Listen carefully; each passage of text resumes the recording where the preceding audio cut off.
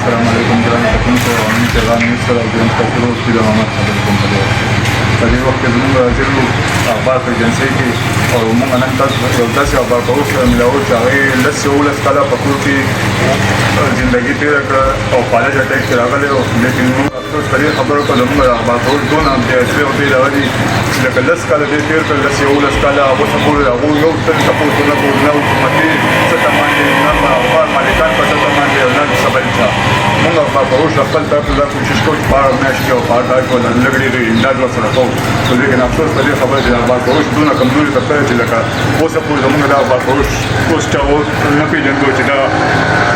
ځینو ته اخبارونه وړي دي او عدالتونو ته او هغو ته ښه پېژني چې دا اخبار په اوس چې او په 11 کالو نه په کور کې پروت دی لیکن موږ له دې معلومات کوو خبرې نه شي کېدلی خو لیکن یو تاسو ته یو جلکي ښیو چې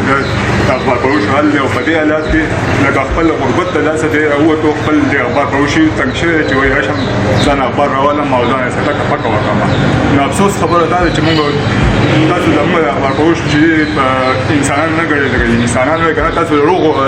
امدادونه کوئ کم ښه په لاسو خپل روغې ښه مزدوري کولی شي لیکن هغو له په لکاو روپۍ میلاویږي خو لیکن دا شان دی زموږ غریب ورور دی چې په دا وګوره د خپې حالات دی وګوره لاندې خپې ته تاسو ونیسئ زموږ د کیمرامین تاسو ته وښایي دا یې د خپې حالات دی او اوس ګورئ ځان په دې موټرسایکل باندې راټینګ کړی دی چې دونه دغه په حالات کې دی خو لیکن بیا هم دی راوتی دی دونه محنتکش دی دونه بهادر انسان دی که نه چې راوتی دی او خپله مزدورۍ لپاره وایي چې زه ځان مزدوري سوال په لاس اوس هم په دې حالت کې سوال په لاس نه نیسي چې په بازار کې یو ته او بل ته ووایي چې موږ د سوال راکړې دا پیسې راکړو محنت کوي خو څه ووایو افسوس دی نو تاسو نوم څه دی نوم ویلی شي خبرې مبلې کولی شي ووایه څه هسې ووایه څه ووایه په تېز ووایه ججا لکه خبرې مبلې نه درځي او څلم کال بیا دې د بیمارۍ ده لاس باندې اشاره کولی شي چې څومره کاله وشو 10 کاله وشو بیمارۍ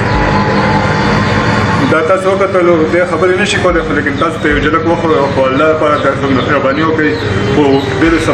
وظیفه حکومتي سطح باندې یا عوامو ته داسې وایي چې موږ وظیفه ماهانه طور باندې مقرر کړي چې د په کور کرایي په کور کې اوسېږي په هغو ته میلاویږي نو تاسو ډېره مهرباني